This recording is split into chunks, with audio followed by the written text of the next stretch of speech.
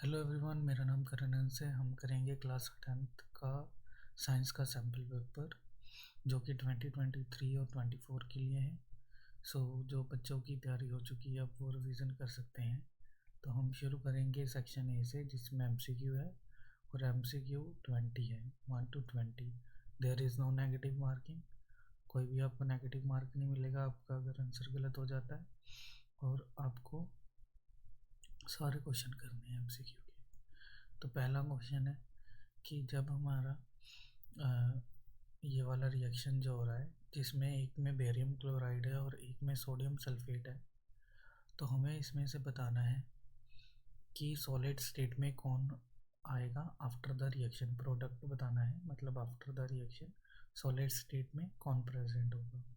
तो solid state पहले reaction देख लेते हैं क्या है इसका। तो हमें पता है जब भी हमारा सोडियम सल्फेट कैसे लिखा जाता है, Na2SO4। जब भी ये रिएक्ट करेगा किसके साथ, बैरियम क्लोराइड क्या होता है, BaCl2। तो हमारे पास प्रोडक्ट आएगा। प्रोडक्ट में इधर लिख रहा हूँ, जो हमारे पास प्रोडक्ट आएगा वो क्या आएगा, NaCl बनेगा हमारे पास, ठीक है, प्लस बैरियम सल्फेट बनेगा। बैलेंसिंग करेंगे हम इसकी, ठीक है, बैलेंसिंग करेंगे तो यहाँ पे 2 आएगा, ठीक है।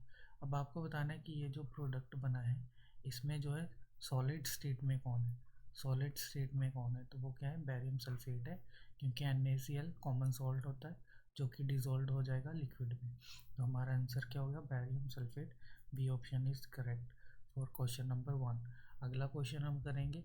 अगला क्वेश्चन जो हमारा है वो है क्वेश्चन नंबर 2। क्वेश्चन नंबर 2 में बोला है कि जब हम क्वेश्चन नंबर 2 का कह रहा है कि जब हम जिंक मेटल को हम किस में रखेंगे, कॉपर सल्फेट क्या होता है, CuSO4। तो हमारे पास क्या बनेगा, हमारे पास बनेगा जिंक सल्फेट, क्योंकि कॉपर को डिस्प्लेस कर देगा जिंक। तो हमारे पास बनेगा जिंक सल्फेट प्लस कॉपर। तो अब इन्होंने पूछा है कि सोल्यूशन का कलर कौन सा होगा। आपको पता है कॉपर सल्फेट का कलर जो होता है वो ब्लू कलर का होता है, जैसे ही, और वो किसकी वजह से होता है, due to present of sulphate ions. तो जैसे ही ये डिस्प्लेस कर देगा तो इसका कलर जो होगा वो क्या हो जाएगा, कलरलेस हो जाएगा, ठीक है। तो ऑप्शन बी इसका करेक्ट आंसर है। अगला क्वेश्चन, माइल्ड कोरेसिव। तो हमें थर्ड क्वेश्चन में बताना है कि mild non coercive basic salt कौन सा है। बेसिक सॉल्ट बताना है कौन सा है। तो हम बेसिक सॉल्ट बताएंगे। ये हमें पता है बेसिक सॉल्ट है, ये हमें पता है बेसिक सॉल्ट है, ये भी हमें पता है बेसिक सॉल्ट है। ये NaCl कॉमन सॉल्ट है, और ये क्या है, न्यूट्रल सॉल्ट है जो हम घरों में यूज़ करते हैं। It is neutral salt. तो ये तो हमारा ऑप्शन नहीं होगा, न्यूट्रल ये सॉल्ट है हमारा, न्यूट्रल सॉल्ट, तो ये हमारा ऑप्शन नहीं है, आंसर नहीं है। तो अब इन तीनों में से हमारा माइल्ड नॉन कोरोसिव जो बेसिक सॉल्ट होगा वो होगा ऑप्शन डी। ये बुक में लिखा हुआ है सीधा ही आंसर इसका, ठीक है। और इस बेसिक सॉल्ट नॉन कोरोसिव ये वाला है, और ये दोनों जो से है ए और सी, ये स्ट्रॉन्ग बेसिक सॉल्ट है, माइल्ड नहीं है, स्ट्रॉन्ग है, स्ट्रॉन्ग बेसिक सॉल्ट, स्ट्रॉन्ग, ठीक है। ये सी वाला भी क्या है, स्ट्रॉन्ग है, माइल्ड नहीं है। ये बेसिक सॉल्ट तो है पर ये कौन सा है, माइल्ड बेसिक सॉल्ट है, ठीक है, माइल्ड बेसिक सॉल्ट है। सल्फ्यूरिक एसिड है, सल्फ्यूरिक एसिड क्या होता है, H2SO4। H2SO4 क्या होता है, सल्फ्यूरिक एसिड, ठीक है। इसमें कोई मेटल एक्स डाल रहे हैं और हमारे पास क्या बन रहा है, हमारे पास एक गैस निकल रही है जो कि बर्न करती है जब उसके पास माचिस स्टिक लाई जाए। कलरलेस गैस प्रोड्यूस होती है जब माचिस स्टिक उसके पास लेकर आते हैं। तो हमें पता है जब भी एसिड प्लस मेटल होगा हमारे पास, तो हमारे पास क्या बनेगा, एक सॉल्ट बनेगा, प्लस एक क्या बनेगी, इवॉल्व होगी, हाइड्रोजन गैस होगी। तो गैस तो हमें पता है हाइड्रोजन गैस। अगर पूछा होता है कौन सी गैस निकलती तो हम बता सकते हैं कि मेटल और एसिड का रिएक्शन हमें हमेशा हाइड्रोजन गैस देती है। लेकिन जैसे उन्होंने पूछा कि हमें बताओ कि मेटल कौन सा यूज़ किया गया है, तो ये मेटल हम कैसे बताएंगे, हम बताएंगे हमें पता है कि ये जो एक्स होगा वो डिस्प्लेस कर देगा हाइड्रोजन को यहाँ से। तो X should be more reactive than hydrogen, मतलब यहाँ पर जो होगा उसे ज़्यादा रिएक्टिव होना पड़ेगा हाइड्रोजन से। तो हाइड्रोजन से ज़्यादा रिएक्टिव कौन होता है?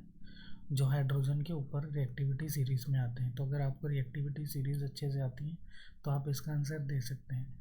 पहले तो इसमें से सल्फ़र कट जाएगा क्योंकि सल्फ़र नॉन मेटल है, हमें मेटल की बात की है। अब सोडियम, कॉपर और सिल्वर हमारे पास मेटल है। अब जो हमारा हाइड्रोजन है उसके नीचे जो आता है वो कॉपर आता है और सिल्वर आता है, तो इसलिए हमारा सिल्वर भी कट जाएगा और कॉपर भी कट जाएगा। आंसर सोडियम होगा। जो हमने एक्स मेटल यूज़ किया वो सोडियम, क्योंकि सोडियम जो है मोर रिएक्टिव है हाइड्रोजन से, तो हाइड्रोजन को डिस्प्लेस करके वो सोडियम का सोल्ट बना देगा, मतलब Na2SO4 बना देगा, Na2SO4 सोल्ट बना देगा और हाइड्रोजन गैस ही बोल्ड हो जाएगी। अब थर्ड क्वेश्चन में हमें बताना है कि सोडियम ऑक्साइड का करेक्ट रिप्रेजेंटेशन क्या है।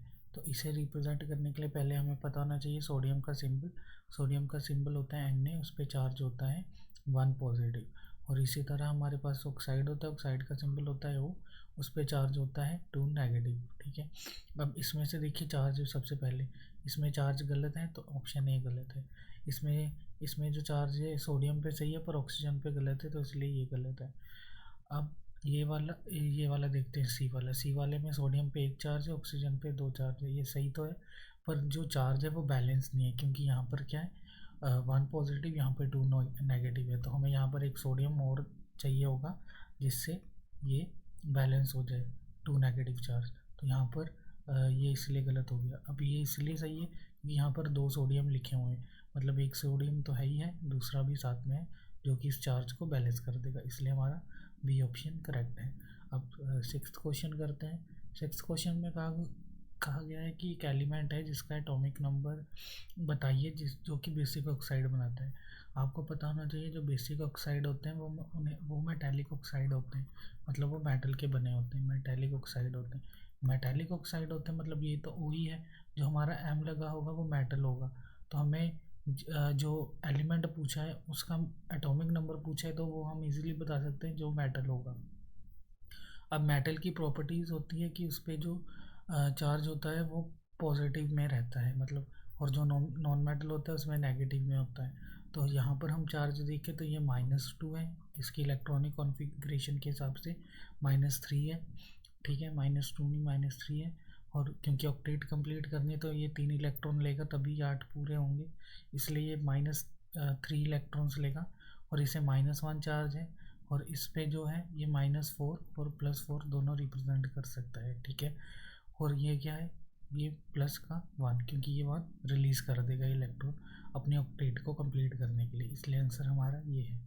अब 7th क्वेश्चन, 7th MCQ में हमारे पास क्या है कि M है, जिसमें क्या है उसकी जो M एक एलिमेंट है जिसकी इलेक्ट्रॉनिक कॉन्फ़िगरेशन होगी। हमें पता है इलेक्ट्रॉनिक कॉन्फ़िगरेशन में हमारे पास 4 शेल होते हैं, पर यहाँ पर 3 की बात की गई है।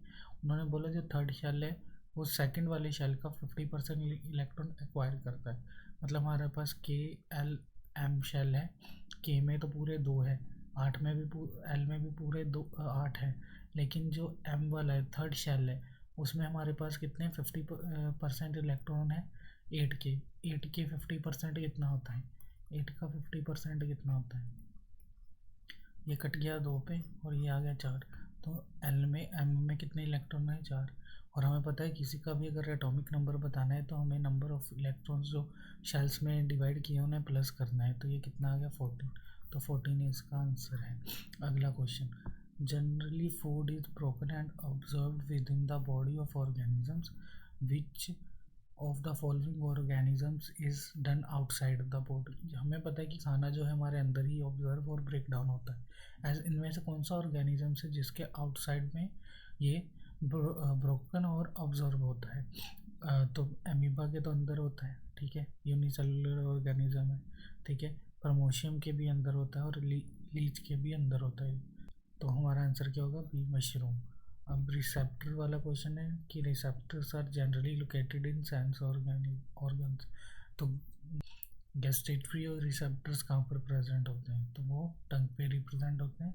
और इसी तरह ऑल्फैक्टरी इंडिकेटर्स, ऑल्फैक्टरी रिसेप्टर्स पूछ लिया तो वो हमारे नोज़ में होते हैं जिनसे हम स्मेल कर पाते हैं, ठीक है। अगला, एक फार्मर है, बनाना को ग्रो करना चाहता है genetically similar enough to the plants already available in his field, which one of the following method would suggest for this purpose. तो इसके लिए हमें पता है बनाना कैसे ग्रो होता है, वेजिटेटिव प्रोपेगेशन से होता है, ठीक है। अब इसके बाद आगे हमारे पास है height of A plant is regulated by. हमें पता है हाइट ऑफ प्लांट कैसे रेगुलेट की जाती है, प्लांट हार्मोन के थ्रू की जाती है, जो कि ग्रोथ हार्मोन होता है। तो ये इसका आंसर पहले देखते हैं, DNA which is directly influence by growth hormone. DNA के थ्रू नहीं होती है, डीएनए नहीं इन्फ्लुएंस करता ग्रोथ हार्मोन को, ठीक है। Genes which regulate the protein directly, genes तो है ही नहीं, ग्रोथ हार्मोन चाहिए हमें। तो यहाँ पर ग्रोथ हार्मोन है, growth hormone under the influence of enzyme coded by gene. इसे बाद में देखते पहले ही, growth hormone directly under the influence of gene. अब यहाँ पर दोनों पर ग्रोथ हार्मोन है, एक में इन्फ्लुएंस ऑफ एंजाइम्स है, एक में इन्फ्लुएंस ऑफ जीन्स है। तो हमने बोला है कि डीएनए के अगर नहीं होता तो डीएनए में ही तो जीन्स होती है, तो जीन्स वाला तो कट गया। तो ये growth hormone influence of enzymes के थ्रू मतलब प्लांट की हाइट होती है, और ये जो एंजाइम्स है ये कोड कौन करता है, ये जो एंजाइम्स है ये कोडेड बाय जीन होता है, ठीक है। अब अगला क्वेश्चन, एक स्पोर्ट्समैन है, after a long break of his routine exercise suffered muscular cramps during heavy exercise sessions. This happened due to, ये क्यों हो रहा है, हमें पता है कि हमें जो क्रैम्प्स पड़ते हैं वो लैक्टिक एसिड की वजह से पड़ते हैं और लैक ऑफ ऑक्सीजन की वजह से पड़ते हैं। अगर आपने वो ब्रेक डाउन ऑफ ग्लूकोज वाला पूरा किया है, तो ग्लूकोज एक 6 कार्बन मॉलिक्यूल होता है, जब वो हमारे साइटोप्लाज्म में जाता है वो 3 कार्बन मॉलिक्यूल रह जाता है, मतलब 2 मॉलिक्यूल बन जाते हैं, कार्बन के 2 मॉलिक्यूल बन जाते हैं, ठीक है। अब ये 3 तरह से ब्रेक डाउन होता है, हमें पता है। एक होता है प्रेजेंस ऑफ ऑक्सीजन में, एक होता है लैक ऑफ ऑक्सीजन में, और एक होता है एब्सेंस ऑफ ऑक्सीजन में। Presence of oxygen, lack of oxygen और एब्सेंस ऑफ ऑक्सीजन।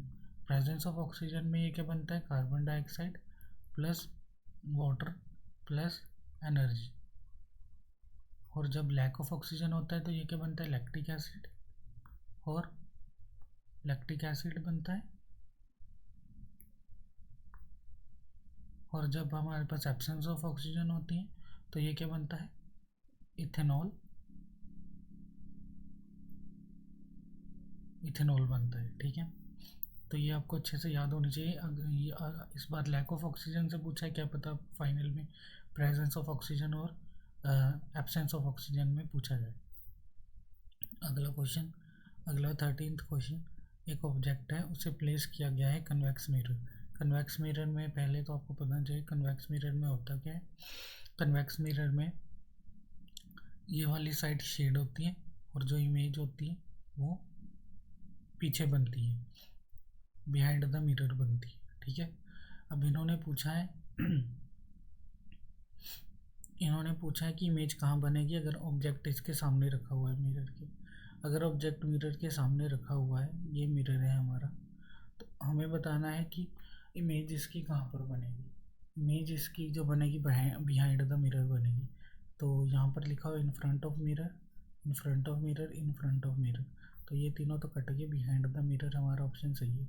अब इन्होंने पूछा है कि साथ में उन्होंने डिस्टेंस भी बताया हुआ है। हमें पता है कि डिस्टेंस जो ऑब्जेक्ट का होगा उसी पे डिपेंड करता है कि इमेज का डिस्टेंस क्या होगा, इमेज आगे बनेगी पीछे बनेगी कैसे बनेगी, है ना। तो यहाँ पर इन्होंने डिस्टेंस की तो कोई बात ही नहीं की, इन्होंने सिर्फ ये बताया कि वो क्या है, कन्वेक्स मिरर के आगे रखा हुआ है, तो डिस्टेंस तो हमें पता ही नहीं लगेगा पहली बात। तो ये वाला ऑप्शन सही है क्योंकि बिहाइंड द मिरर। दूसरा इन्होंने डिस्टेंस का भी क्लियर कर दिया है कि it's position varies according to the object distance, जैसे जैसे ऑब्जेक्ट का डिस्टेंस वेरी करेगा वैसे वैसे इमेज का डिस्टेंस भी वेरी करेगा, इसलिए ये ऑप्शन करेक्ट है हमारा डी। अब हमारा 14th क्वेश्चन, कि when light enters the atmosphere it strikes fine particles which deflect rays of a light in all possible direction, this is due to.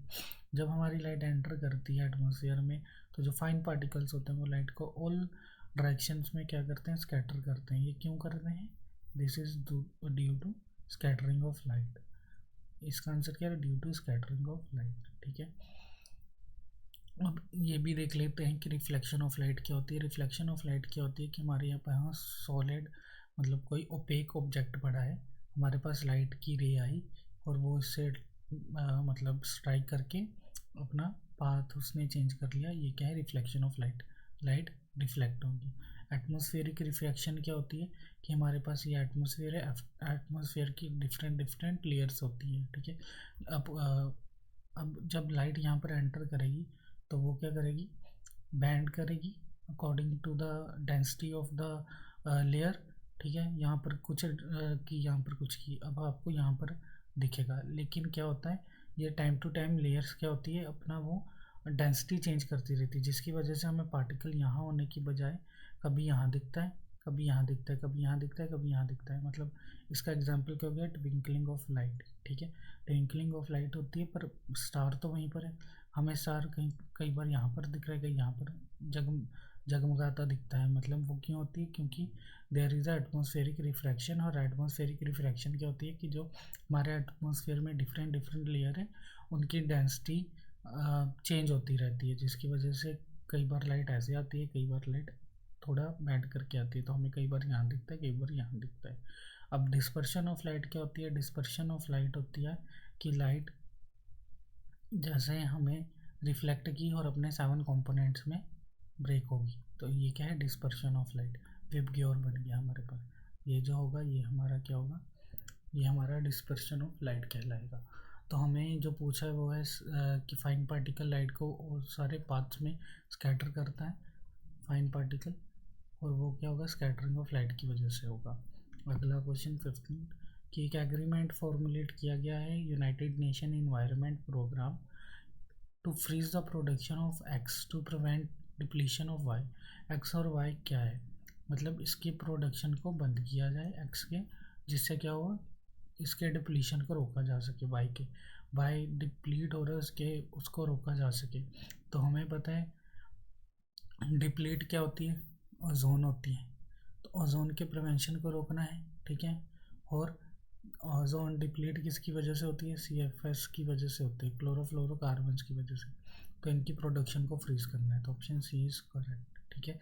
ये ऑप्शन में आप कहोगे ये और ये सही है, पर इनका अगर ऑर्डर देखा जाए तो एक्स वाई पूछा है, पहले एक्स पूछा है फिर वाई पूछा है, और हमारा एक्स क्या है, CFCS, और फिर हमारा वाई क्या है, हमारा वाई है ओजोन, तो हमारा ओजोन दूसरे नंबर पे आना चाहिए, इसलिए ये सही है। कई बच्चे ये करेक्ट कराएंगे, ये गलत होगा क्योंकि हमें एक्स और वाई बताना है, वाई और एक्स नहीं बताना, ठीक है, हमें वाई और एक्स बताना है। अगला, which of the following feature related to biodegradable substances, biodegradable substances का फीचर्स क्या है, तो पहला break down by biological processes, ये सही है। रिमेन इनर्ट, मतलब ब्रेक डाउन ही नहीं उनका हो रहा है, इनर्ट है वो, उन पर कोई इफेक्ट ही नहीं, तो ये गलत है। इन्वायरमेंट में लॉन्ग टाइम के लिए है, नहीं। इकोसिस्टम को हार्म करते, नहीं, वो डिकम्पोज हो जाते हैं, तो ये ऑप्शन हमारा करेक्ट है। अब क्वेश्चन 17 से 19 हम करेंगे, इसमें हमें दो स्टेटमेंट्स दिए, एक जो है असर्शन है, एक हमारा क्या है, रीज़न है। असर्शन क्या होती है, नॉर्मल स्टेटमेंट होती है, और रीज़न क्या है, रीज़न क्या होता है कि जो स्टेटमेंट दी गई है उसका करेक्ट रीज़न है वो कि नहीं। तो पहला देखते हैं हम, इसके ऑप्शन देख लेते हैं। अगर बोथ असर्शन और रीज़न ट्रू होगा तो, और आर इसकी करेक्ट एक्सप्लेनेशन है, तो हमारा ऑप्शन ए आएगा, मतलब दोनों इंडिविजुअली ट्रू है और ये इसकी करेक्ट एक्सप्लेनेशन है। दूसरा, दोनों ट्रू तो है पर आर जो है इसकी करेक्ट एक्सप्लेनेशन नहीं है असर्शन की, तो बी आएगा। और सी आएगा ए ट्रू आर फॉल्स, और डी आएगा ए फॉल्स आर ट्रू, ठीक है। तो अब उसके हिसाब से हम आंसर करेंगे। तो पहला है 17 में पूछा है कि rusting of iron is endothermic in nature. Rusting of iron endothermic है, मतलब हमें उसे हीट देनी पड़ती है ताकि उसकी रस्ट हो। अब रिएक्शन रीज़न में क्या दिया है कि रिएक्शन स्लो होता है, इसलिए release of heat is बेयरली evident. अब यहाँ पर ऊपर तो कहा गया है कि हीट देनी पड़ती है, यहाँ पर है कि हीट रिलीज होती है, दोनों कॉन्ट्राडिक्टरी है, मतलब इनमें से एक सही होगा एक गलत होगा। तो पहले देख लेते हैं क्या है। आर वाला रीज़न सही है, रीज़न क्यों सही है, क्योंकि जो रस्टिंग ऑफ आयरन है उसमें हीट रिलीज़ होती है और वो बिल्कुल भी हमें एविडेंट नहीं होती क्योंकि रिएक्शन इज़ वेरी स्लो, तो ये एकदम सही है। अब रस्टिंग ऑफ आयरन एंडोथर्मिक नहीं होता है, वो एक्सोथर्मिक होता है, ठीक है, क्योंकि वो हीट रिलीज़ करता है इसलिए। तो इसका जो ऑप्शन बनेगा वो हमारा ऑप्शन होगा ए गलत, आर सही, और उसके साथ हमारा क्या था, डी ऑप्शन, तो इसका डी ऑप्शन जाएगा। अब हमारा 20th question, probability of survival of organism produced through sexual reproduction more than, जो चांसेस ऑफ सर्वाइवल, देखो एक सेक्सुअल रिप्रोडक्शन है, ये सेक्सुअल रिप्रोडक्शन कह रहे chances of survival of sexual reproduction में जो इंडिविजुअल होगा उसके ज़्यादा होंगे, ए सेक्सुअल में कम होंगे। अब रीज़न कह रहा है कि जो वेरिएशन होती है सेक्सुअल में, सेक्सुअल की रिप्रोडक्शन की वजह से हमें क्या आती है, वेरिएशन आती है, वो क्या करती है, इन्हें एडवांटेज प्रोवाइड करती है इंडिविजुअल को सर्वाइवल के लिए। तो ये सही है, ये भी सही है, दोनों सही है, और ये इसकी करेक्ट एक्सप्लेनेशन है, तो ये हमारा ये ऑप्शन आएगा इसका आंसर। अब बी, असर्शन जो कह रहा है कि कंपास नीडल है, करंट कैरिंग वायर है, करंट कैरिंग वायर है, ये हमारी वायर है, इसमें से करंट फ्लो कर रहा है, तो करंट जब फ्लो करता है तो मैग्नेटिक फील्ड भी प्रोड्यूस होता है, तो जब हम इसमें कंपास नीडल रखेंगे तो वो क्या करेगी, डिफ्लेक्ट करेगी। वो कह रहे जैसे हमने करंट को ज़्यादा मतलब अमाउंट इंक्रीज़ कर दी करंट की, तो डिफ्लेक्शन जो होगी नीडल की वो डिक्रीज़ हो जाएगी, ठीक है, तो ये गलत है, पहले ही बता दूँ, क्योंकि जैसे करंट इंक्रीज़ होगा डिफ्लेक्शन भी ज़्यादा होगी, क्यों, क्योंकि ज़्यादा करंट होगा ज़्यादा मैग्नेटिक फील्ड होगा, ज़्यादा मैग्नेटिक फील्ड होगा तो ज़्यादा डिफ्लेक्शन होगी।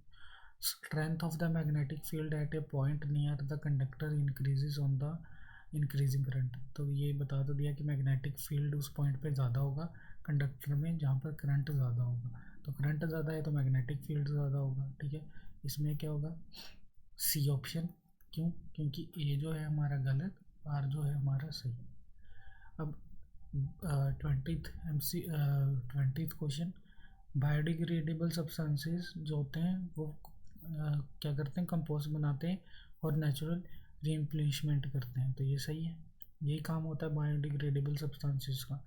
अब ये क्या है, it is due to breakdown of complex inorganic substances into simple organic substances. पहले तो कॉम्प्लेक्स इनऑर्गेनिक सब्सटेंसेस ही गलत है, क्योंकि हमारा क्या है, बायोडिग्रेडेबल सब्सटेंसेस, और बायोडिग्रेडेबल सब्सटेंसेस हमारे ऑर्गेनिक सब्सटेंसेस होते हैं, तो इसलिए ये जो कॉम्प्लेक्स इनऑर्गेनिक सब्सटेंसेस लिखा है ये गलत है, यहीं से ये पूरी स्टेटमेंट ही गलत बन गई, तो इसलिए बायोडिग्रेडेबल सब्सटेंसेस हम ले रहे हैं, तो वो ऑर्गेनिक सब्सटेंसेस यहाँ पर लिखते तो ये सही होता, तो इसलिए अब ए सही है, आर गलत है, तो इसलिए हमारा ऑप्शन सी है। आशा करता हूँ इतना आपको समझ आ गया होगा, और अगला सेक्शन जो भी है वो हम अगली वीडियो में डिस्कस करेंगे।